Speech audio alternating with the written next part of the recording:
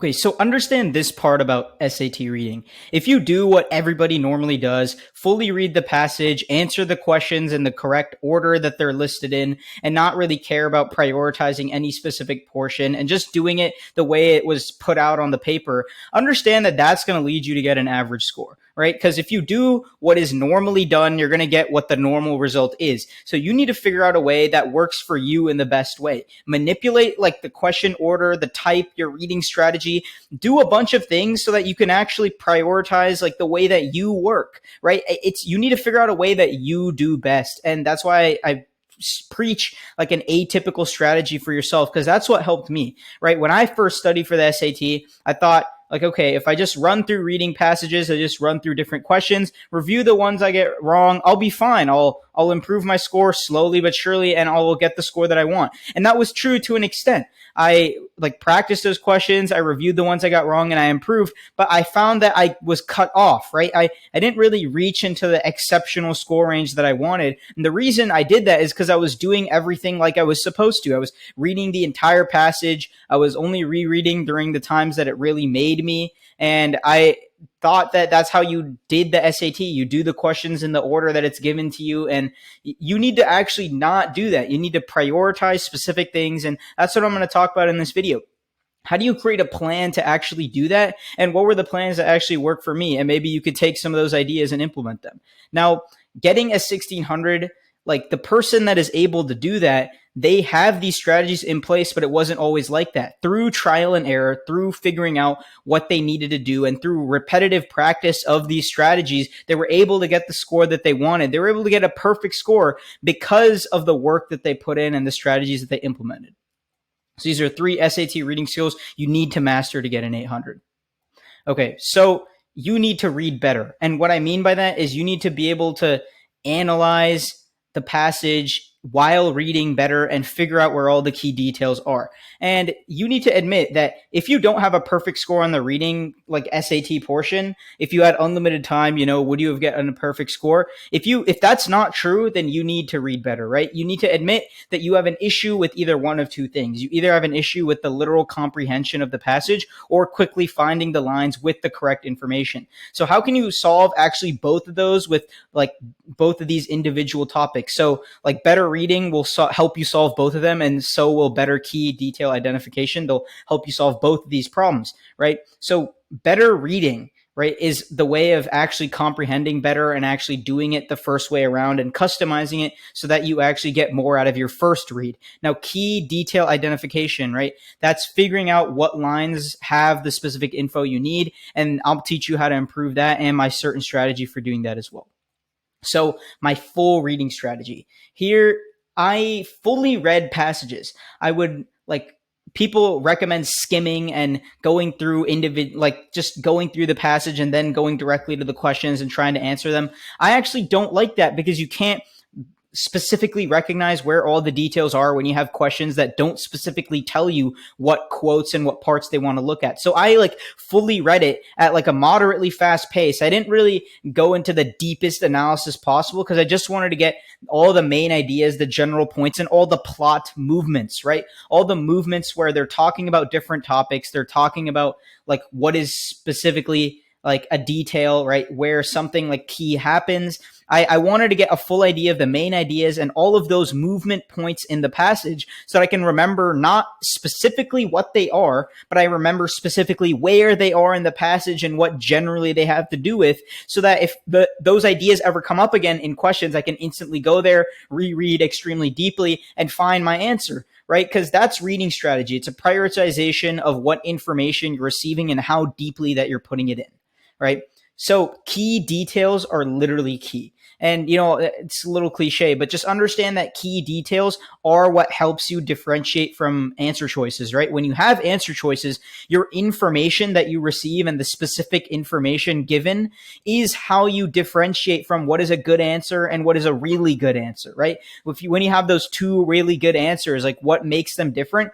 What makes them different is this small little word in one of the key details that actually makes one of those answers completely wrong. And you need to figure out what those details are. If you have problems like that, then you know that you have issues finding key details. So how do we find key details? Well, one thing, rereading the whole passage or rereading a huge chunk of text is not going to help you find that one detail. If anything, you're wasting your time. So the key to finding these details, the key details, is getting better at identifying the points within the passage on the first read. So how exactly do we do that?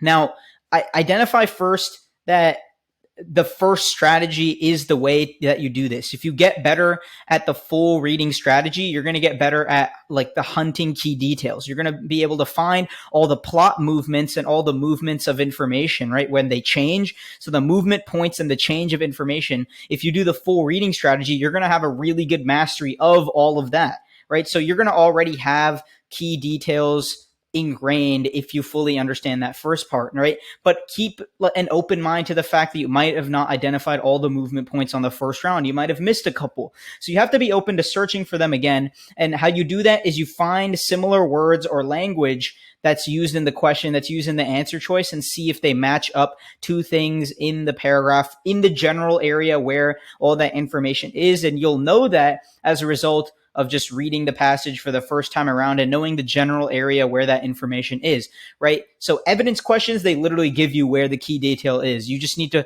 deeply analyze all of them and figure out which ones identify closely to the question and the answer choice, right? Both the question, the pretext of the question, and the correct answer, which one identifies closely to that. And keep in mind, when you're looking for key details and when you're analyzing them, you're looking for things that are explicitly stated or heavily implied, right? It doesn't have to be specifically said, but it has to be heavily implied that that's true. And that's the only way you know that that key detail is giving you the proper information. Okay, so accuracy is nothing without speed. If you are accurate in an unlimited time frame, that's a great starting point, that you know that you can handle the reading SAT and you have all the concepts in mind. But if you can't do it within the time slot, then what's the point, right? Nobody gets unlimited time. So speed is the final limitation after getting very accurate with the methods. If you don't have a time limit and you get all of them correct, you should be able to do that first before you focus on speed. Now, how do we improve speed? It's actually ridiculously simple, right? It's repetition of these concepts through constant practice, through full chunks of text, doing it again and again and again. That's the only way you solidify these connections in your mind and you're able to come up with them that much faster, right? So how did I improve my speed, and what are some time management strategies that I used? So question priority. This one's pretty obvious and you've probably heard this a bunch, but I think it's important to go over. Not all questions are worth the same. Not all questions are the same difficulty. So skip harder ones, go to all the easier ones. You're getting more bang for your buck. Now, that one's pretty obvious, but know that you have 13 minutes per passage, right? And the questions might vary, but I like to stick to 13 minutes per passage because the ones that have more questions tend to have questions that are tied together, like evidence and then answer questions that are paired. So I like to just keep 13 minutes normal, like passage time, right? And that's if you have typical time. If you have like a multiplier, like double time, it's going to be double that, obviously. But the key detail, and I'm going to go back to something that I said very early on, like your mental exhaustion, right? Train your focusing ability by doing the entire section at once. Better yet, do the reading and the grammar section together. Because one thing you're going to find is that you get mentally exhausted. By the fifth passage, you are not as sharp as you were on the first passage. So how do we train the ability to stay sharp throughout all the passages?